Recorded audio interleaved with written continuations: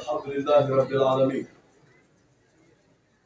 والصلاة والسلام على أشرف الأنبياء والمرسلين وعلى آله وصحبه أجمعين. أما بعد، Mheshimiwa Sheikh wa mkoa wetu Mavumbi, Mheshimiwa Katibu wa Mufti Sheikh Musa Ahmed Juma Abdul Hamid Al-Buhri,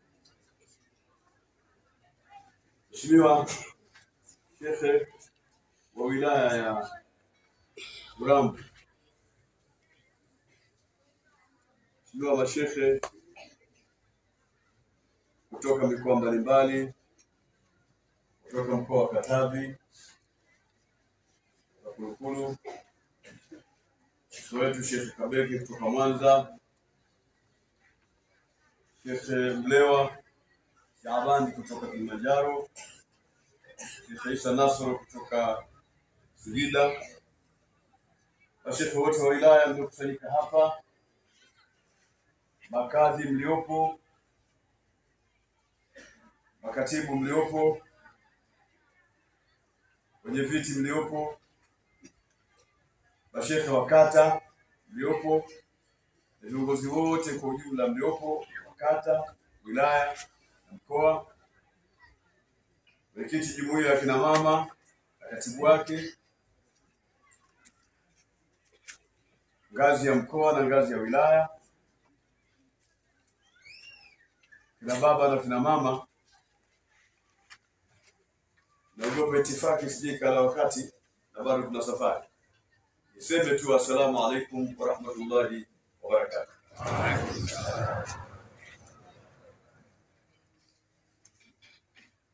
Waislamu, sisi tunamshukuru sana Mwenyezi Mungu Subhanahu wa Ta'ala. Na kusema sisi na kusudia mimi na ujumbe wangu, na wote niliwataja ni ujumbe wangu, iwe katoka Mwanza, katoka wapi, ni ujumbe wangu, pamoja na wale ambao wametoka makao makuu, wote ni ujumbe wangu. Makusudio makubwa kwanza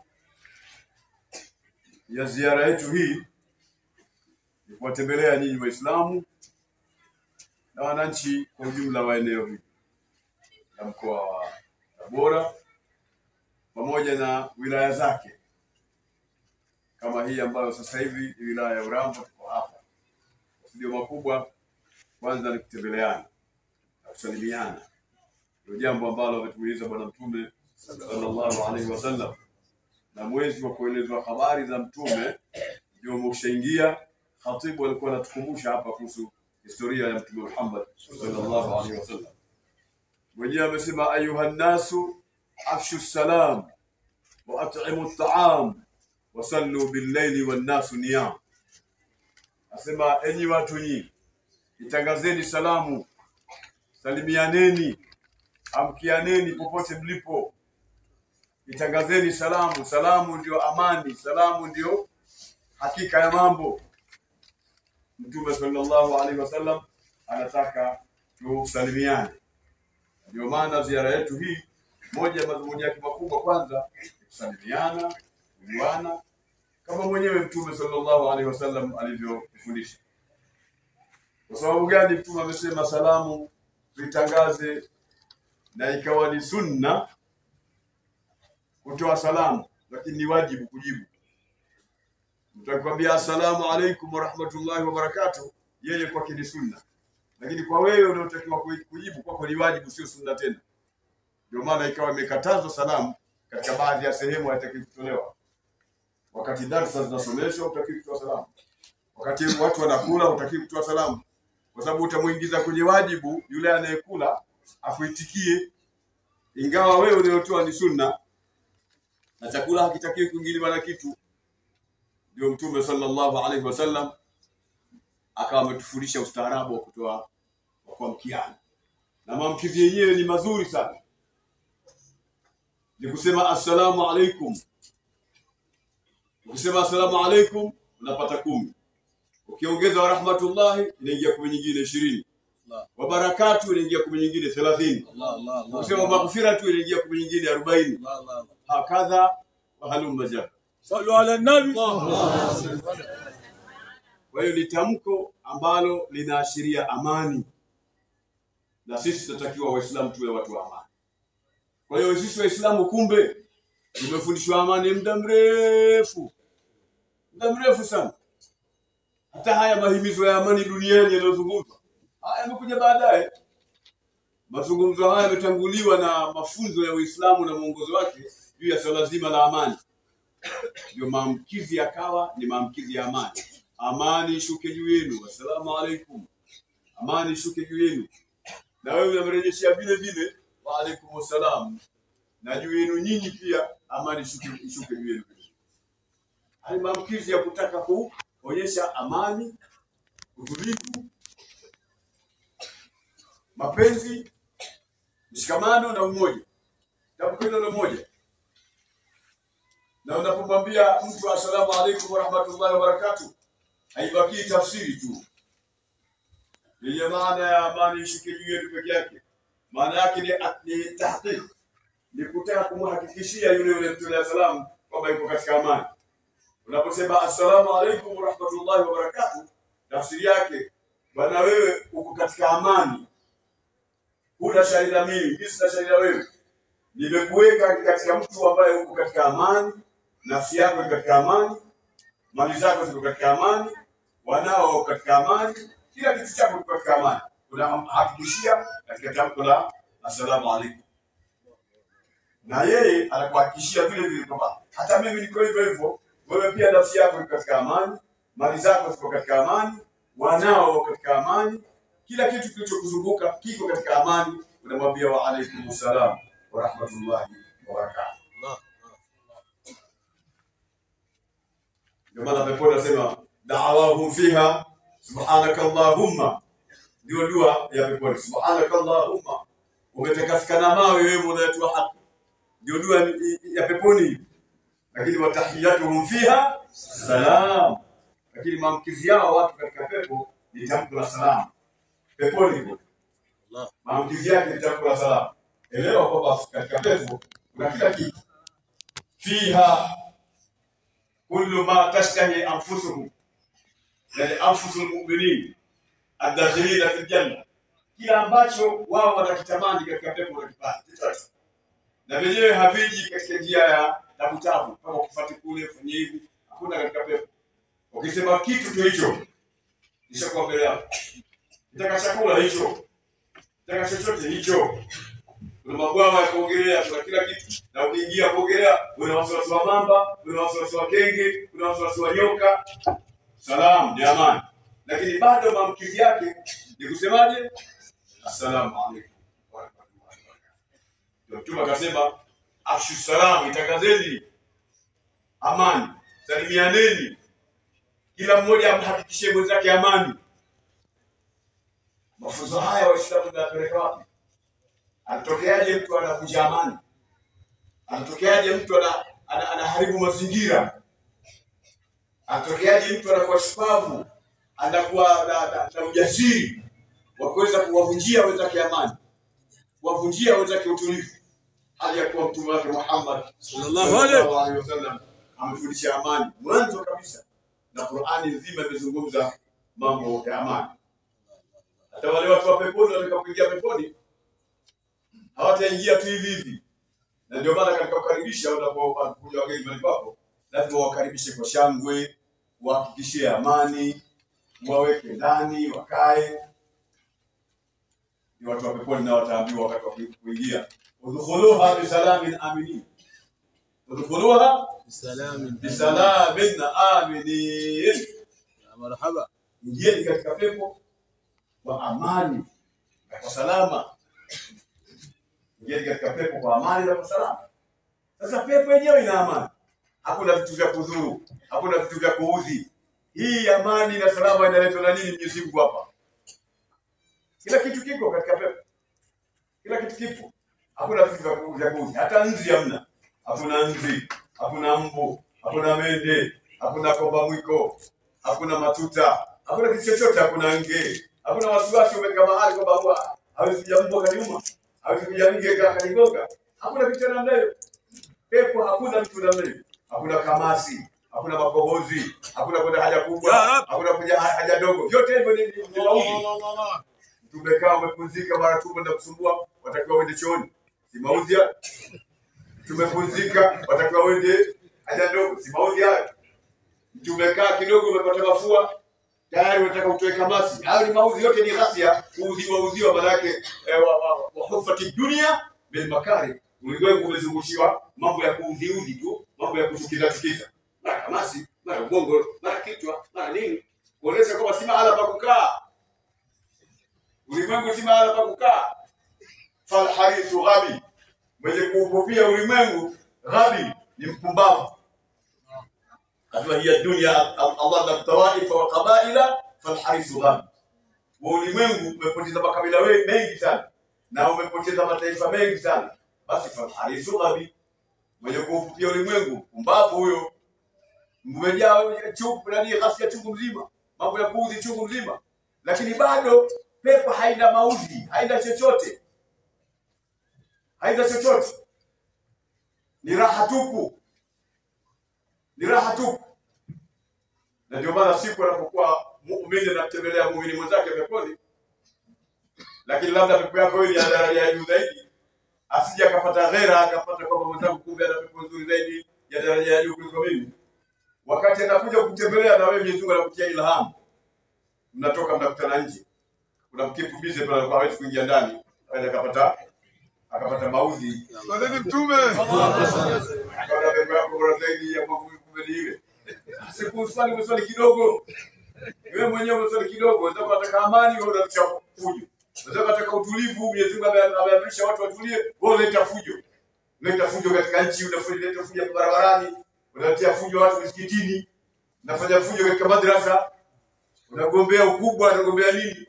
Mambo yote yanaletwa na Mwenyezi Mungu Subhanahu wa Ta'ala. Hakuna jambo unaweza kuleta wewe. Mambo yote yanaletwa na Mwenyezi Mungu Subhanahu wa Ta'ala. Kwa hiyo Mtume ametuambia tuitangaze amani. Na sisi Waislamu ni watu wa amani, ni watu wa kheri, ni watu wa utuvu. Ndio hadithi ile vipengele vitatu akasema afshu salam, tangazeni amani, wa at'imut ta'am, na wapeni watu kande, walisheni watu chakula, wapeni watu chakula wale. Msiwe wabakhili, msiwe wachoyo. Maana kuna watu wengine ametengeneza chakula chake kizuri, wageni wamekuja, basi inshallah tutakutana sasa. Inshallah hakuna wasiwasi, kesho tutakutana inshallah. Tutakutana.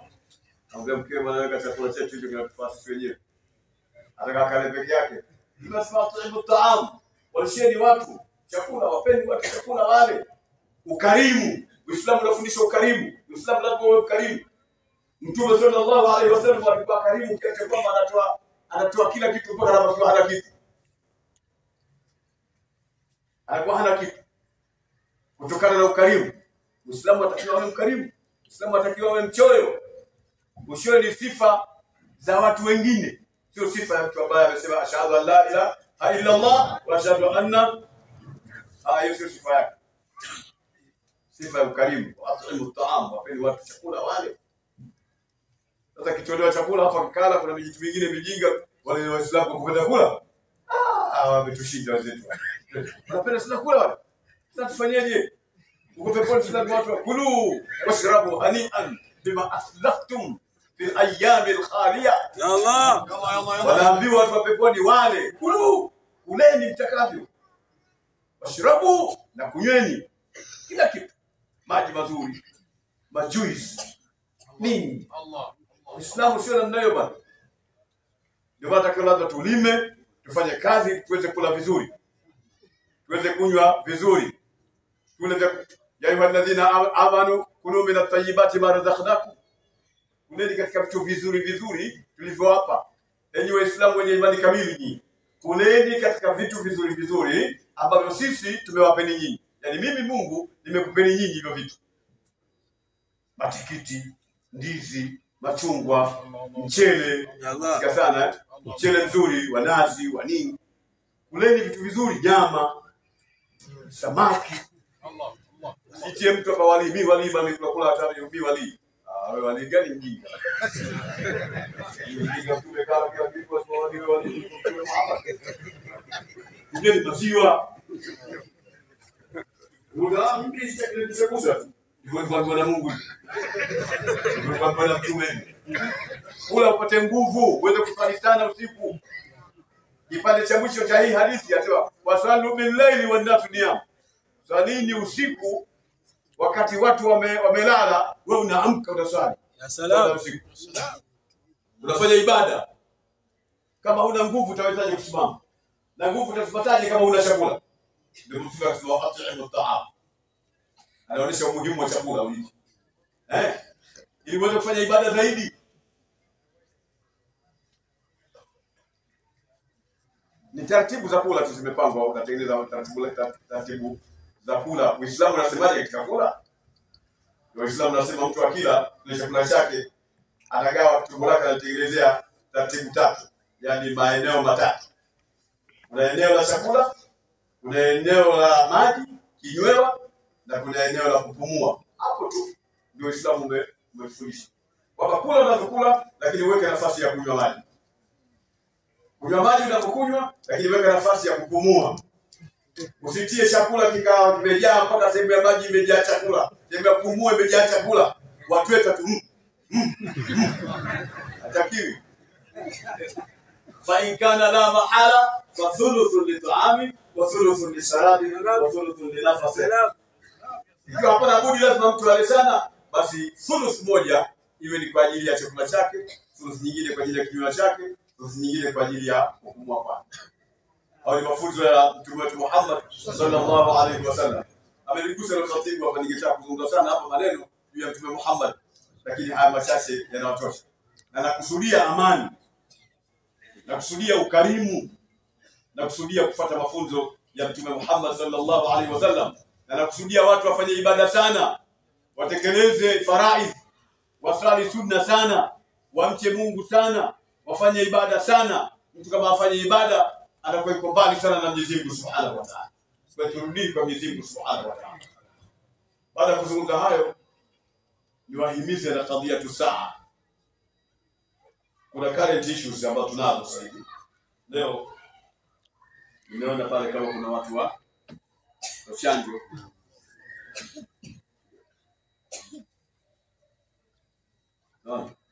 Kuna chanjo pale, kuna wataalamu madaktari wameweka mambo ya chanjo. Ndio. Kwa hiyo sasa basi yale msije mkashangaa mkaona Uislamu hujasema. Na kuna watu wanapotoshwa kwamba Uislamu umechanja nini? Hakuna kuchanja. Shehe, kuna nani amekwenda hija hajachanja? Atokea. Kuna mahujaji hapa? Wapo? Wapo. Simameni mahujaji. Wale waliowahi kwenda Makka, Madina wanasikia sana mahujaji, simameni. Afu mtu alete ujasiri anambia hajachanja hapa nani? Kuna ambaye hajachanja katika hili? Kai. Hawa watu wote wamechanja hapa. Ila chanjo zenyewe nyingi. Kuna homa manjano mbali. Kuna TB mbali. Kuna homa ya maini ile mbali. Kuna homa gani tena nyingine tunachanja? Uti wa mgongo na hapo. Uti wa mgongo mbali. Hizo zote tunataka lazima uchanje na zionyeshe katika hali yako. Ile vaccination card ionyeshe kwamba una hizo chanjo ndio uweze kuruhusiwa kuingia katika mji wa Makka na mji wa Madina al-Munawwara, mji wa Bwana Mtume Muhammad sallallahu alaihi wasallam. Lakini chanjo hii ni moja. Yule haja ndio kwenda kuchanja na chanjo ndio jamii wake karibu 5. Na siku nyingine unachanja afu unachanja tena kama wiki 2. Ndio uje. Kwa sababu tunakusugua hapa katikati. Anaambiwa hivyo. Ni mwenyewe nishachanja sana katika mwili wangu, umejaa machanjo chungu mzima. Kwa kila siku nasafiri. Na kwenda hija mbali, kwenda nje mbali, kwenda. Ni chanjo, lazima uchanje, muda kwa kusha na chaingia ghairu mahfuz. Ni kitu ambacho akiingia kimili sana. Kwa hivyo ukishachanja utakufa. Wazungu watakutua, jamani. Wazungu hivi wakitaka kutua mpaka kwenye chanjo. Ninafahamu mchezo na wazungu ni. Wazungu si mtu wa mchezo shehe, akitaka kutondoa hapa sio masuala kwamba apitie pa kwenye chanjo anangojea nini? Anangojea nini? Masimu haya tunao chungu mzima. Anaweza katengeneza kageuka kwa bomu. Ukagusa tu bao. Hii tusimwa. Wewe tunangojea shanga. Unakubali? Muislamu hatakiwi ambaye jambo afakubali kwanza. Kwa sababu Qur'ani imetuambia vitu karibu viwili muhimu. Vingine tuviaje muda sina. Vitu viwili. Kwanza fikra. Aya nyingi zimekuja afala yatafakkarun, afala tatafakkarun, afala yaqilun, afala taqilun, liulil albab. Yani waislamu hamfikiri, hamtumii fikra zenu. Yani Muislamu hataki kulipokea jambo mpaka afikiri kwanza. Wewe anasema nani? Anasema kwa nini? Kuna mazingira gani duniani sasa hivi? Kwa nini anasema? Na kwa nini anasema kipindi hiki ambacho ndio chanjo imeletwa? Lazima ufikirie fikra ndio. Muislamu hawezi wala takun imaa. Tume anasema ndio. Wala takun ima'atan. Usiwe mtu ngoma iko. Ukizungumza jambo unakuwa ana maa fulani. Akizungumza huyo ana maa fulani. Muislamu hawi namna hiyo. Muislamu ni mtu anatumia fikra. Fikra. Na anatumia akili na salata. Ndio. Anatumia akili zetu sawa. Ndio mtume akasema kimuda utosha. Anasema atafakuru saa khairun min ibadati sana. Kufikiri saa moja tu. Kitambo kimoja tunachokitumia katika kufikiri ni bora kuliko ibada zako za sunna za mwaka mzima. Yaani wewe swali masuna yako mwaka mzima, alafu atumie saa moja kufikiri. Huyo anayefikiri ni bora zaidi kuliko wewe mwenye ibada za mwaka mzima za sunna.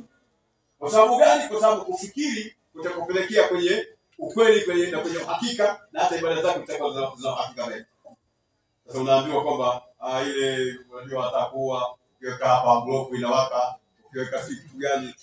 Mimi nilipochaja siku ile nikapigia nyumbani kwa block. Weka hapa wale ti levutika. Ndio block inawaka kwa. Amna lolote shehe. Sidanganyika Waislamu, mimi nataka Waislamu wasio watu wa kudanganyika hivi. Sio watu wa kudanganyika. Ile ni tiba. Tadawu ibadallah fa inna Allah lam yadha da'an illa wada'a lahu dawa.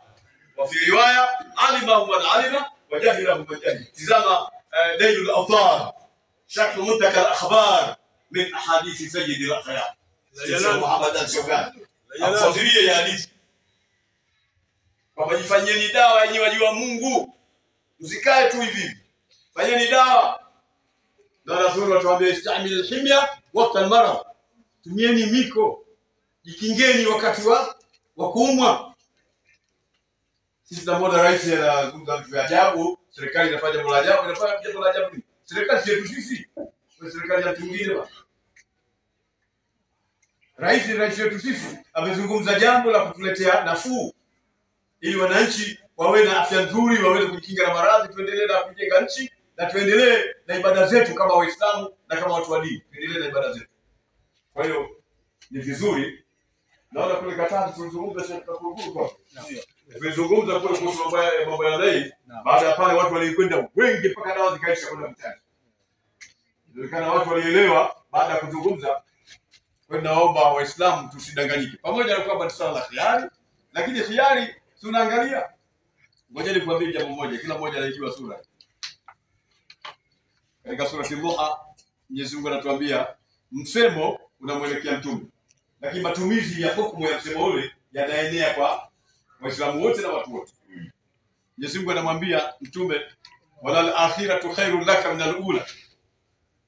Walal akhiratu khairun laka, yani akhira ni bora kwako wewe Muhammad kuliko ulimwengu, au mwisho ni bora kwako wewe Muhammad kuliko mwanzo. Hapa Mwenyezi Mungu Subhanahu wa Ta'ala anataka kumfundisha mtume achague kitu kilichokuwa bora baina ya akhira na dunia. Mungu anamwambia akhira ni bora kuliko dunia. Achagua Muhammad unachotaka. Utachagua dunia, utachagua akhira. Na mtu mwenye akili, hiki ni bora na hiki si bora.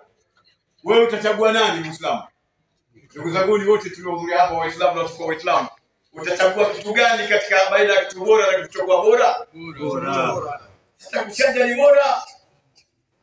Kuchanja ni bora. Ile ndio la mwisho. Tuchajeni tusio na wasiwasi. Tuchajeni tusio na wasiwasi. Kama kufa ingekuwa sasa hivi mshadulika sisi. Sasa hivi tunatoa somo ya hekima hapa. Kwa wakati jamani kwa mufti Anda brevu shedo kwa mwanzo ngapi sasa? Biblia vitatu. Vitatu mpaka sasa. Vitatu huwezi kukaa na somo katika vitatu. wewe unapata sumu katika mwili. Na watu sisi tunafanya kazi kila siku, ukiamka dini, ukilala dini, ukiamka dini, kila siku unafanya kazi, mwili unakuwa unadhoofika.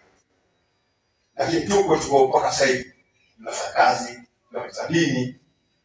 Kama mimi nashika mazoezi kila siku, mtu mazoezi. Mimi nimecheza katika maisha yangu, mimi nimecheza mpira. Katika jana wangu. Nimecheza mpira gani? Nitacheza mpira. Maana watu wa Tanga bila mpira haiwezekani. Hakuna siku gani yote kila shehe wa Tanga kazi za mpira. Hata wazee watu wazima naona wamecheza chalimwa. Ikingine kile kacheza mambo ya ugomvi ya karati nini mpaka nini. Ndio kwa sababu mimi sitende nini. Karati au wale mfu. Tena za black belt. Kwa sababu gani? Sitaki mtu aje kufikiria aseme, "Mwambie imamu muoneshe wao aje kupiga moyo."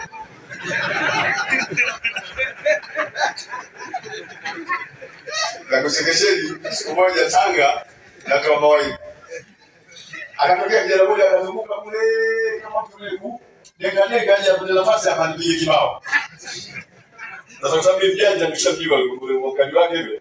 Ni wakati kama ana nyama atakafanya.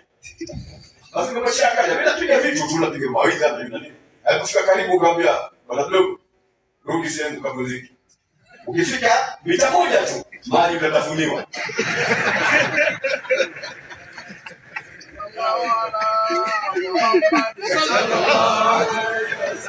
Kwa majumba hivi kwa kila na kumba, kazi yake kubwa. Al-mu'min al-qawi khairun min al-mu'min al-dha'if. Kwa hiyo jamani, tusogope kuchanja. Sajeni kiona ni bora kwako basi chanja. Tutakuwa unatengeneza afya yako kwa ajili ya ibada ya Mungu Subhanahu wa Ta'ala. Baada ya kuzungumza haya, nimetoa karatasi cha kuhimiza vitu viwili tu.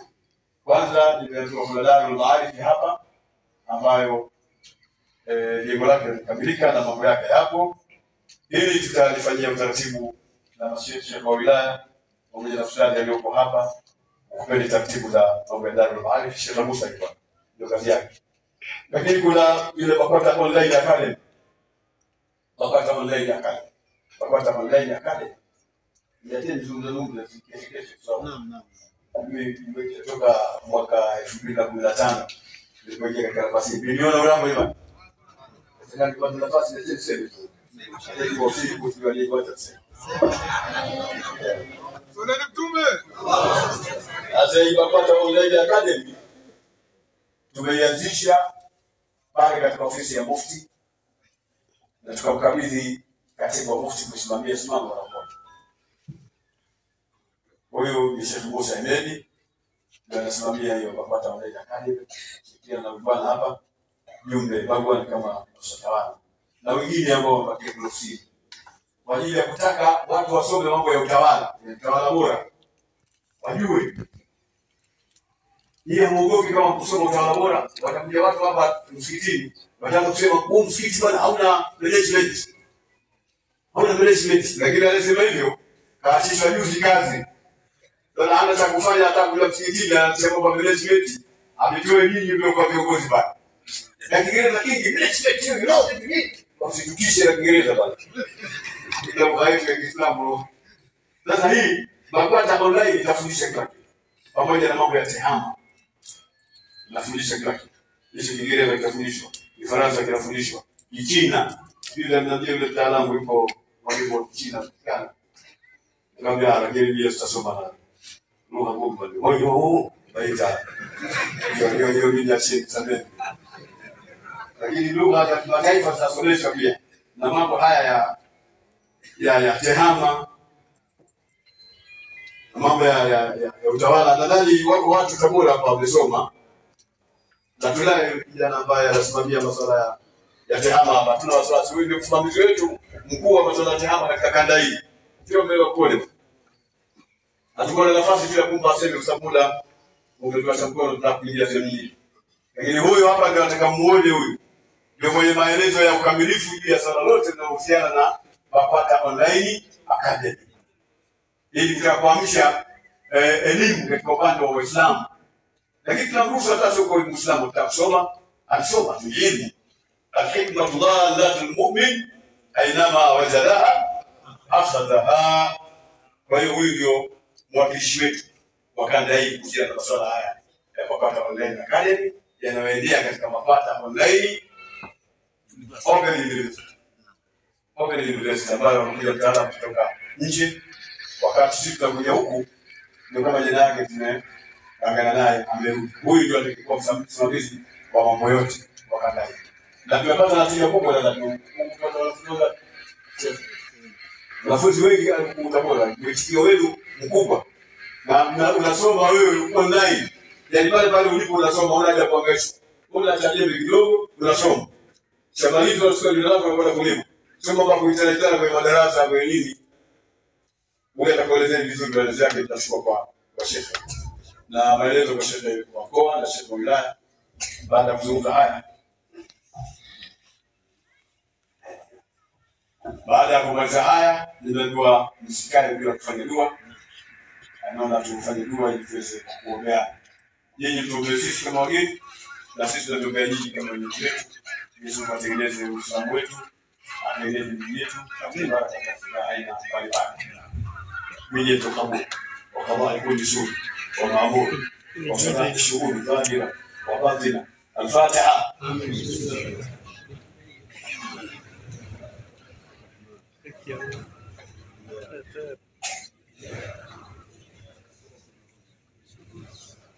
الحمد لله رب العالمين اللهم انك عالم بجميع ذنوبنا فاغفرها وعالم بجميع عيوبنا فاسترها وعالم بجميع همومنا ففرجها وعالم بجميع حوائجنا فاقضيها اللهم انت لها وكل حاجه فاقضيها يا رب العالمين وصلى الله على سيدنا محمد واله وصحبه الحمد لله.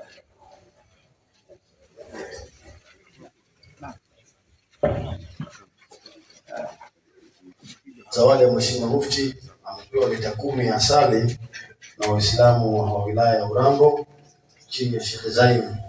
Mungu ambariki sana. Wassalamu alaikum wa rahmatullahi wa barakatuh. Amin.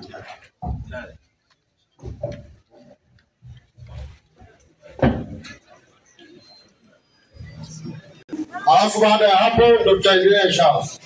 Njia.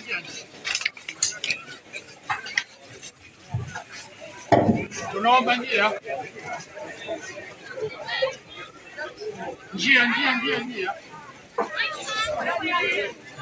Wewe